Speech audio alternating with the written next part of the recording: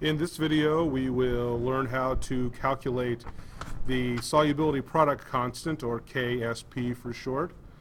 And the solubility product constant will help us with those situations where we have a substance that dissolves in water or apparently doesn't dissolve in water. Like, for example, this is a mountain and here's water and the rain would fall on the mountain.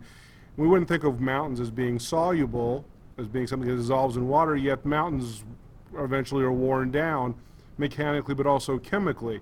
So the solubility product constant expresses for us how well something dissolves in water. And we can do it for anything that will dissolve in water. We're going to tend to focus on things that we don't normally think of as dissolving in water. And in the bottom line, it's just a special form of the equilibrium constant. That's why we're doing it here in this chapter on equilibrium. So let's consider this. AgCl, silver chloride, if we go back to the solubility rules, you're going to find that we would list AgCl as not soluble. It's an exception on the chloride list. But if we put it in water, things will happen.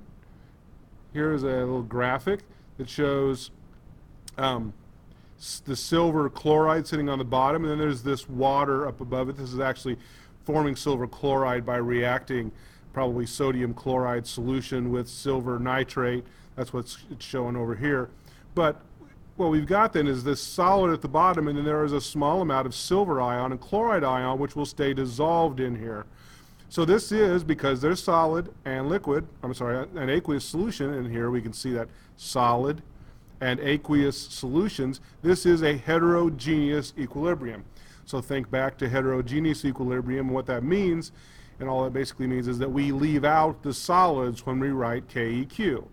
All right, so let's do this. Write KEQ for this. It's exactly the same equation. So KEQ for the heterogeneous reaction of this, we leave out the AgCl, which is solid, and it's just Ag in the square brackets, indicating moles per liter at equilibrium, and chloride ion in the same way.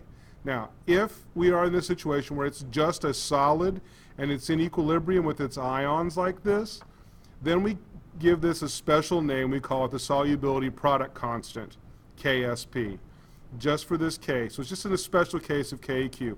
So this equation of KEQ for this heterogeneous reaction of dissolving of silver chloride, we can write it as the KSP expression, silver times the chloride.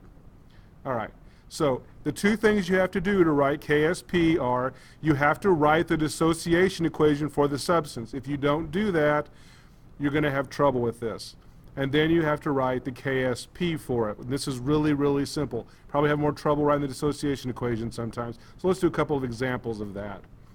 So write the KSP expression for BaSO4. I'm going to suggest you pause here and go ahead and do the two steps for doing that. So I'll hesitate and then we'll come back. Okay, so first thing we have to do to write a KSP is we have to dissociate barium sulfate.